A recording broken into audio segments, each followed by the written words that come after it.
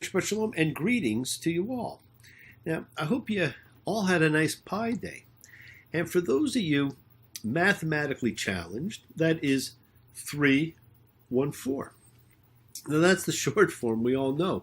It's a never-ending number, one of a kind, as each of you are. And I'm sure you all survived the Ides of March. Now, the 15th of certain months were the Ides, or Ides as we call them, and the most famous of all was the Ides of March. Now, on this day in 44 BC, or BCE, as it's now referred to, the great Gaius Julius Caesar was assassinated on his way to the Senate. Now, perhaps not dissimilar to what goes on these days, but before he went, his wife Calpurnia warned him not to go because she had a dream and received a message. Now, I know someone who also recently had a dream and heard voices given him in a message. And unlike Caesar, they followed it. See, they know. There are voices that speak to us, and friends, we have to listen. I'm beginning to hear voices, and there's no one around. Well, I'm all used up, and the fields have turned brown. Went to church on Sunday, she passed by. My love for her is taking such a long time to die. I'm waist deep in the mist. It's almost like I don't exist. 20 miles out of town, cold irons bound. And do not forget, my friends, we're only about a week away, a little bit less, from the first day of spring, which is also the Persian New Year, Nowruz, and it's also the day of Purim, another Persian story, and we'll be having a celebration and a reading of the Megillah of Esther. And Megillah is simply a word that means scroll or book, but we make it a big thing, a Megillah. Now, it's the story of Esther and Mordechai, a niece and her uncle. The heroine and the hero of the story. It's a story of miracles, of faith, and how the inherent goodness of man can triumph over evil. And greetings go out to my new friend Mordechai, named for this great learned man, which may have actually originated as Marduk Kai. Marduk being a king, and Kai, a reference to God. Marduk the god. And greetings also go to Margaret and Katie, whose undying support for all people, beliefs, cultures means so much in this world today.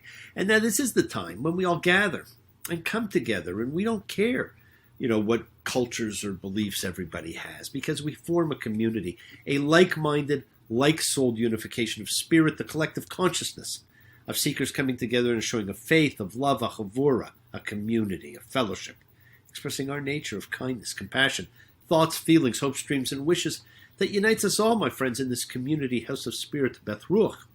So once again, please do go ahead. Invite everybody, physically, psychically, emotionally, spiritually, to gather and share from Psalm 133, the Hine Matov. Come together. Hine Matov. Shevet Achim Gam Yachad. Hine Matov. Shevet Achim Gam Yachad. How good, how pleasant it is for brothers and sisters together. Community,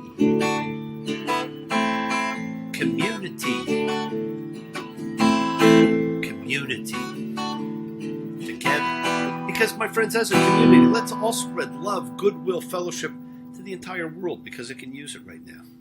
And now's the time to be a community.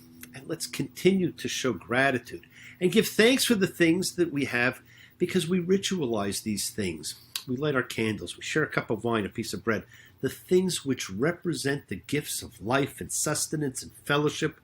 And we observe these things daily, but especially every week in our Sabbath remembrance and observation, that most important of laws. So, my friends, let's just take a quick minute to praise God for all He has done and continues to do for us.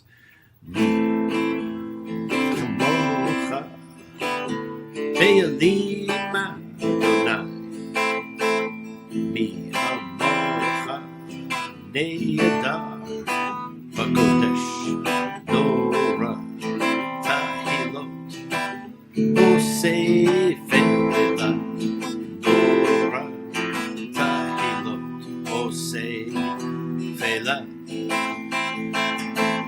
Who is like you, O God among the gods worship? Who is like you, God of gods revered? Who is like you, majestic holiness, fearsome splendors, working wonders? And God always does work wonders, my friends. Remember, this is your setting aside just a little bit of sacred time in your own little sacred space to talk to whoever, whatever you happen to believe in. It's a part of your kavanah, your intention, your goodwill. And let's send some of that goodwill out to the universe now. Let's invoke healing and renewal for everybody you know that needs it, for the souls and spirits of everybody. So think of whoever that needs healing or renewal and love or just goodwill. Focus on them. Call their names. It's not just for people. It's for our pets. It's for the earth. It is the healing of the world, the tikkun olam, that's so much a part of our spiritual genetic makeup.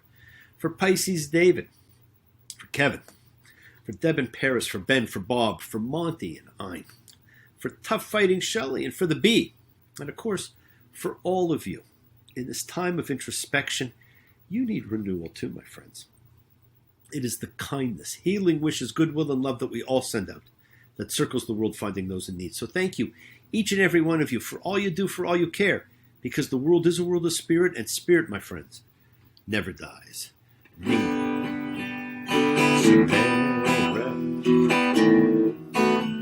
Have a brand new Makor Bracha.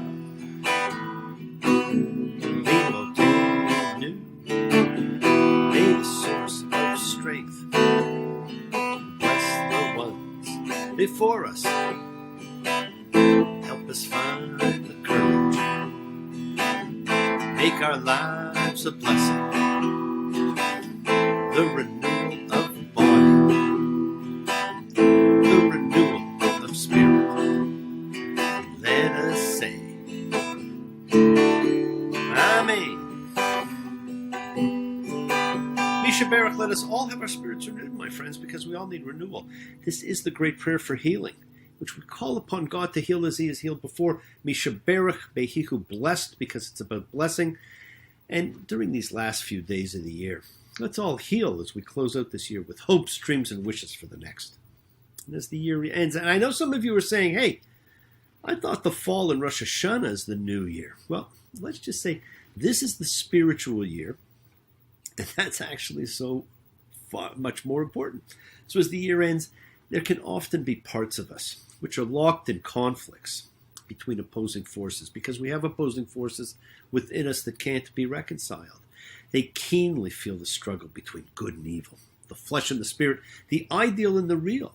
And as we look within, we see we do have courage, will, self-reliance, leadership, authority, self-assertion. And we also have the dark side, power, the ability to destroy what power has created. We're creatures in search of balance, my friends.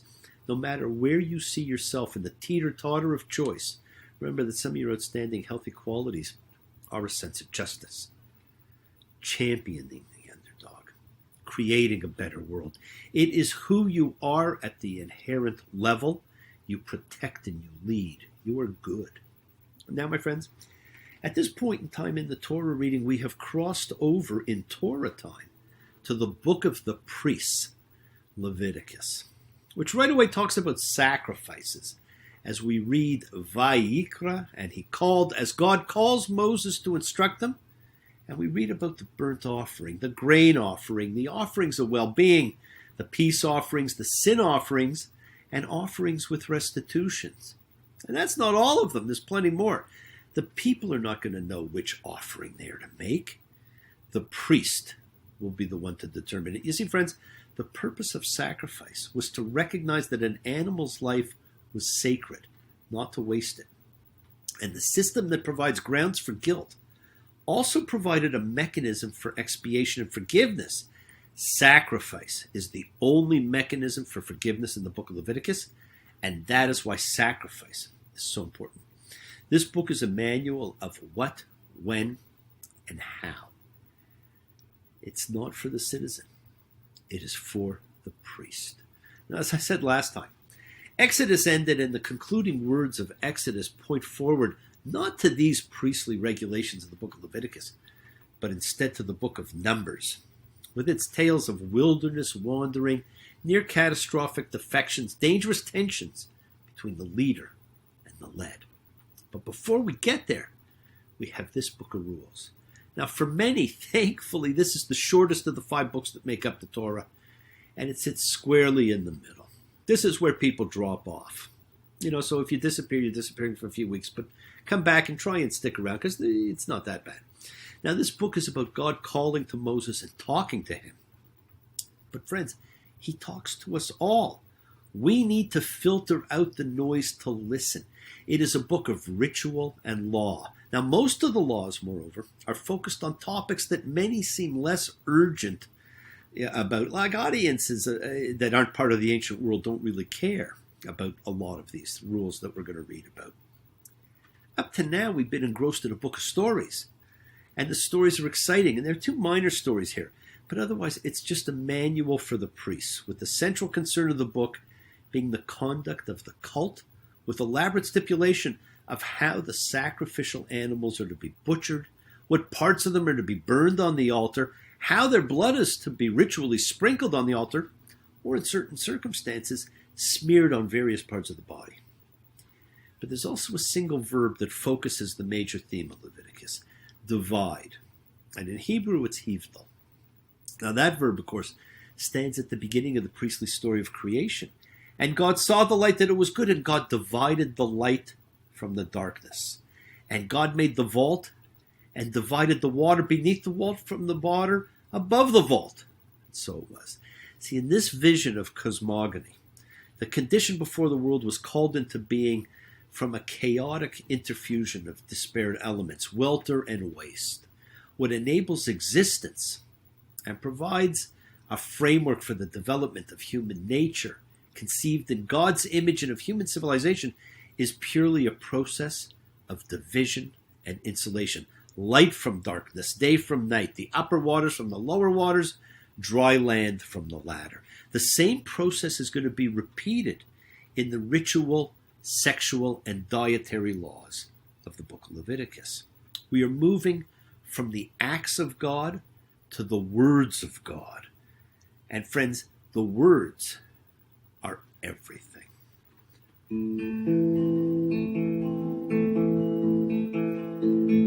Now you know that you are real. Show your friends that you and me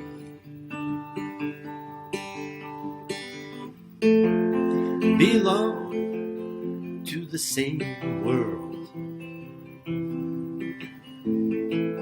Turned on to the same word. Have you heard? Have you heard? Now you know that you are free. Living all your life at ease.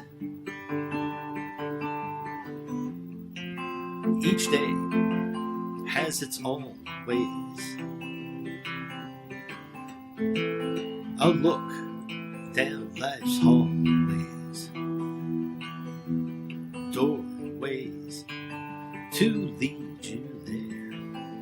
And friends, unlike Genesis or Exodus, the entire book of Leviticus is set in one place and one place only. It's at the foot of Mount Sinai. In Exodus, the universe, the land, waters, and sky is in complete disarray. Following that, we have Leviticus, which is concerned with orderliness, with arrangement. Leviticus pictures the beginning of the solidification, the formation of an identity of a people, and it does it through examining law. Now, God now is known to Israel. We saw his introduction. A shift takes place, and the story stops being about Moses. The The laws now are conveyed through him, but the book is about the laws themselves and the fact of their being revealed to the people. And the words of the law are sacred. Yes, my friend, the word and the world is sacred, and so is everything in it. Express your gratitude. Light a candle, make a wish. Celebrate your life and the lives of those you love. Share your feelings with them. Live free, be free, honor your freedom. Be well, be happy, be blessed. Share and honor the light and all who live in the light and continue to shine. Continue to send everybody you know goodwill and love. Pray for peace and freedom for everyone. An end to terror and hatred. Remember, we are a community, my friends. We learn together, we celebrate each other, we love each other. We share this ride together, men and women equally. So let's send out love, not fear. Send out peace, harmony, goodwill, and healing to all who need it. And please do. Learn to forgive. Learn to love, including yourself. Open your hearts. Honor the relationships of your life. Tell those you love that you love them. Take advantage of the time you have. We take the twists and turns and the patterns that weave through the fabric of our lives in our effort to grow, to learn, to be, to love. So please do love. Now, bless you all. Have a fantastic week. A week of light and love, a week of peace, a week of miracles. Examine your intentions and use them to imprint your will on the universe, because we set in motion all that happens in our lives. Our intention, our kavana, our cause, our effect, everything is linked. And as I've said, you always have time to forgive and to be forgiven, because you do have that knowledge of what is good and bad. So acknowledge what you've done wrong to yourself, to God, and to any person you've wronged. Ask forgiveness, but do so with sincerity, with accountability, with vulnerability. Forgive those who've hurt you as you learn to be forgiving and compassionate, because the secret of forgiveness, compassion, and peace, my friends, is in acceptance. Can you accept yourself, other people in the world, just as they are? Can you accept life just as it is without trying to control it? If you do, you can experience the peace that acceptance brings. So do not stop your journey. Do not stop moving towards your own promised land. It's your home. Keep on dreaming, keep on being, keep sharing, keep shining, keep teaching. Keep spreading joy and goodwill. Do not follow fear. Follow love. It's always there in front of you. And remember to have faith and unwavering adherence to principle, just as I have faith, the principle of love in all of you. Act with purity of heart and mind. Despise none, defraud none, hate none. Cherish all. Honor every single child of God and every creature of the earth. May all people know peace in this year, and may you nurture kindness and love everywhere. Work to be present in the body. Expand the heart, quiet the mind, because the deepest source of real power lies in consciousness and the ability to be mindful, aware, present in all of life's circumstances. So make the most of your time in life.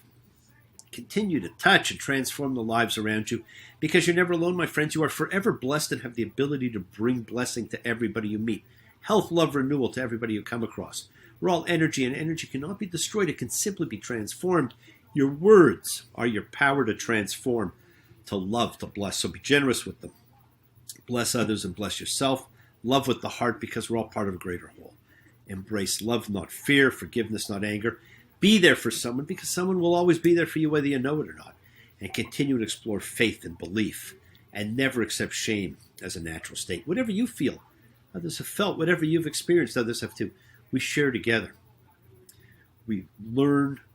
We help each other. We are each of us simply trying to find love and acceptance and support. We all have or could have that special someone in our lives. So find them and tell them what they mean. And remember, you are never alone on your journey to your promised land. And watch your words, my friends. They hurt you, they heal you, they imprison you, and they free you. Think about the people you need to forgive and those you need to ask forgiveness of. Forgiveness comes from acceptance, and that brings peace, and peace lasts forever. And think of the regrets you have and what you need to move past them. You are being watched out for, so always be kind. Do not get caught in fear. Enjoy the week. Remember, spring is coming. Purim is coming, a time for miracles, belief, and faith. Opportunity is coming to set your year as you want it to unfold. God is talking to you. God is listening to you. It is a conversation, and conversations go two ways. You ask for things of Him, but do you ask Him what He wants of you? Isn't that what relationships are about? Isn't that what makes us special when we relate with another person and we communicate and we share?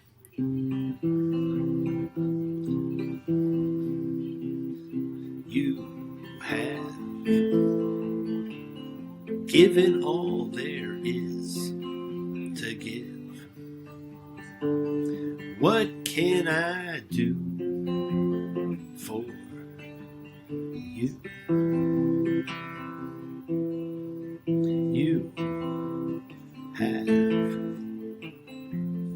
given me life to live. How can I live for you?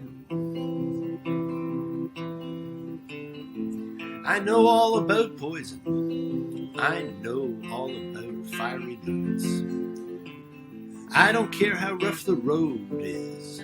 Show me where it starts. Whatever pleases you, tell it to my heart. Well, I don't deserve it, but I sure did make it through. What can I do for you? It's a two-way street, my friends. Shabbat shalom and blessings to you all. Now have a great week. I look forward to seeing you all.